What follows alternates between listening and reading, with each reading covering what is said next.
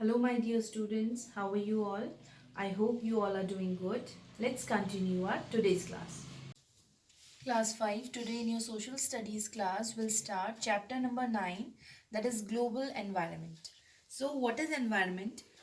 Environment includes everything that is in our surroundings, like whatever the things are around us, then everything is called our environment. So the environment word, this environment, it is derived from the French word means environ.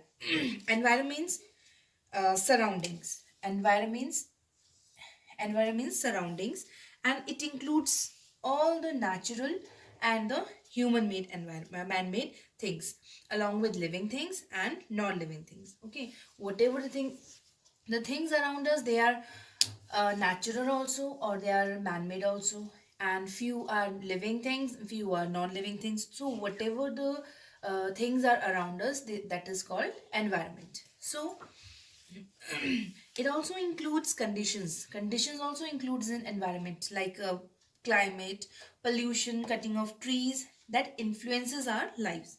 Means they are affecting our lives. Then components of environment means what makes our environment. I told you environment are of natural environment also, and they are human made environment. Like it consists of both natural environment and human made environment. Now the natural environment, this natural environment is further divided. Again it is divided into two types. One is abiotic component and second is biotic component. Now what is abiotic component? Abiotic component means non-living things around us. Whatever the non-living things are there around us, they all comes in abiotic component. And biotic component means living things. The living, all living things, they comes in biotic component. So around us we all have seen there are non-living things also, living things also. Okay, and after that, a biotic component, it consists of three domains of the earth. It consists of three domains of the earth, like land, water and air. And we call it as land as lithosphere, water as hydrosphere and air as atmosphere. So these are the three domains of the earth. For in our earth to live in, we need land, we need water and we need air also. So this makes up the earth. Now, when these three, land, water and air, or you can say lithosphere, hydrosphere or atmosphere, when they all combine together, when three together, they form the third one, the fourth domain. Okay, this is the first, second and third, and this all together makes up the fourth domain, which is called biosphere. When includes land also, water also and air also, it makes up the fourth domain, that is biosphere. And biosphere is called the domain of life. Why it is called the domain of life? Because it contains land also, water also and air also, which is necessary to live in. Okay, then all the necessary components. Now the biotic component of environment consists of all the living things like plants also, animals also, insects also and human beings also. So that is why biosphere is called the domain of life. Our environment also includes the human-made components like buildings, roads, vehicles, etc. Now, human-made components, this have resulted in the creation of a comfortable life for humans. Now, for this is the advantage of human-made components. Now, human life consists of what? A family, school, society, community. This is human life. Okay, and this human life, so few human-made component have resulted in the in this comfortable life of humans.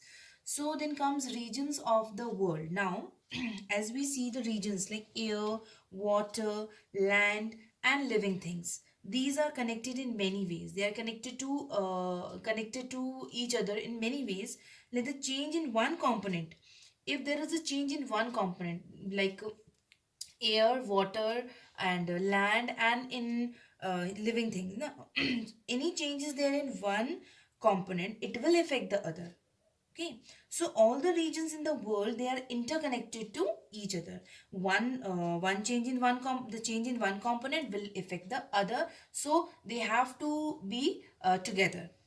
Okay, so they are interconnected with each other. So the life of human living in one part, the people, human living, the life of human, in which they are living in one part, the people living in one part is affected by those living in another part. Okay, it doesn't mean that a person, human living in one part is not affected by the other part. It is affected in another part because they are interconnected. Now, the people living in torrid zone, those who are living in torrid zone, they will experience the problem. They experience the problem of trees cutting. Okay, they are having the problem of trees cutting. Why the trees are being cutting? Just to fulfill the demands of humans, to make furnitures, to make doors, windows, like for for human needs.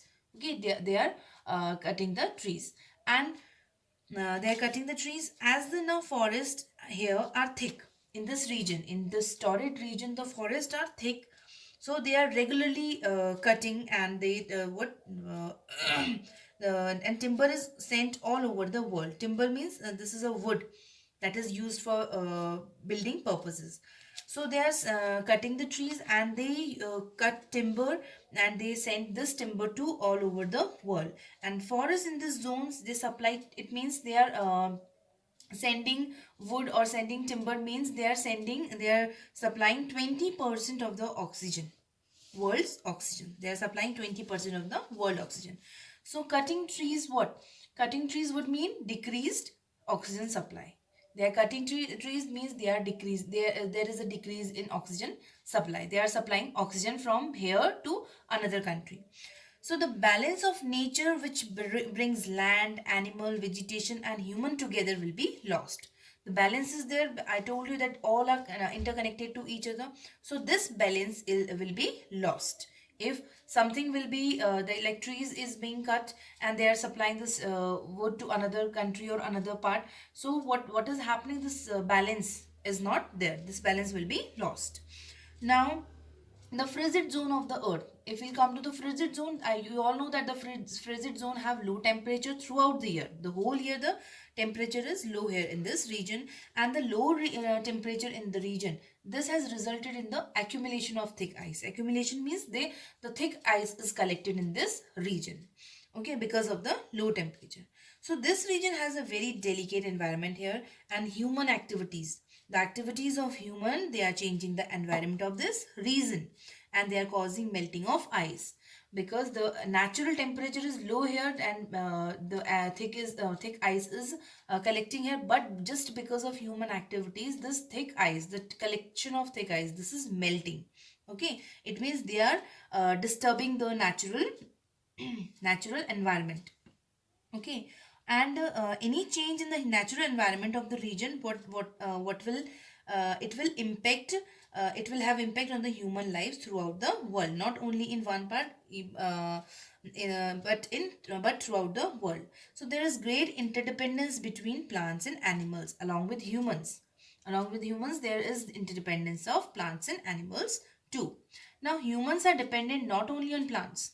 We are not dependent on plants only. We are dependent on animals too, and plants also. So, people living in different regions of the world and those living in the same country. Okay, the people who are living in different regions of the world and living in the same country, they all are dependent on each other. So human beings are using all the available natural material on the earth. When they use these material, the end product is waste. So it is the responsibility of humans to preserve the environment. It is the responsibility of each and every citizen, each and every human, to preserve the environment, whether they are natural or man-made. Okay, especially natural. We should not waste it.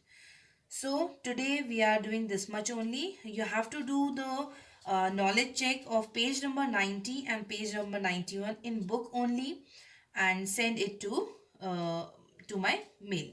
Okay, this much for today. Thank you.